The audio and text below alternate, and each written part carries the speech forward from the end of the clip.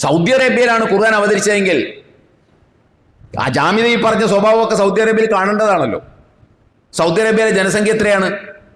Saudi അറേബ്യയിലെ ജനസംഖ്യ 34 മില്യനാണ്. 34 million ജനങ്ങളാണ് സൗദി അറേബ്യയിലുള്ളത്. മുസ്ലിങ്ങൾ ആണ് അവർ. അതുകൂടാതെ 2.1 മില്യൺ അഥവാ 21 ലക്ഷം ക്രിസ്ത്യാനികളുണ്ട് അവിടെ. 21 ലക്ഷം ക്രിസ്ത്യാനികളുണ്ട്. 7,80,000 വരുന്ന ഹിന്ദുക്കളുണ്ട് അവിടെ. അതുപോലെ തന്നെ സിഖുകാരുണ്ട് 1 ലക്ഷത്തിന് മേലെ. 1 ലക്ഷത്തിന് മേലെ ബുദ്ധിസ്റ്റുകളുണ്ട്.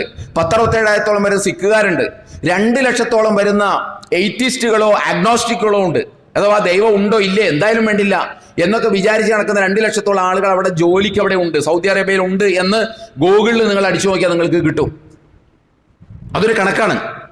അത്ര ആക്യുറേറ്റ് ആണെന്നൊന്നും നമ്മൾ പറയുന്നില്ല. എന്തായാലും അതൊരു കണക്ക് തന്നെയാണ്. എന്തായാലും ഒരു വസ്തുതയുണ്ടല്ലോ, സൗദി അറേബ്യയിൽ ഒത്തിരി ക്രിസ്ത്യാനികളും ഒത്തിരി ഹിന്ദുക്കളും ഒത്തിരി സിഖുകാരും ഒത്തിരി ബുദ്ധിസ്റ്റുകളും ഒത്തിരി എയ്റ്റിസ്റ്റുകളും ഒക്കെ ജോലി ചെയ്യുന്നുണ്ടെന്നുള്ള വസ്തുതയല്ലേ.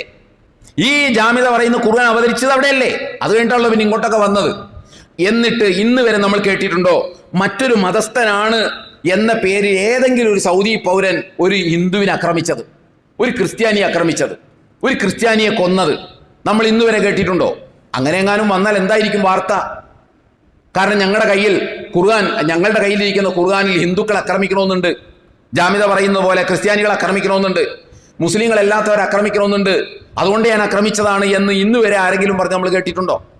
കേട്ടിട്ടില്ല. എന്ന് മാത്രമല്ല, ഇത്രയും ലക്ഷം മുസ്ലിങ്ങളല്ലാത്ത, ജാമിദയുടെ ഭാഷയിൽ പറഞ്ഞാൽ മുസ്ലിങ്ങളല്ലാത്ത ആളുകൾക്ക് ജീവിക്കാനുള്ള ജീവിതം കൊടുക്കുകയല്ലേ അവർ ചെയ്തത്. തൊഴിൽ കൊടുത്തുകൊണ്ട് ജീവിതം കൊടുക്കുകയല്ലേ ചെയ്തത്, അല്ലാതെ കൊല്ലല്ലോ അവർ ചെയ്തത്. അവർക്ക് ജീവിതം കൊടുക്കുകയാണ് ചെയ്തത്.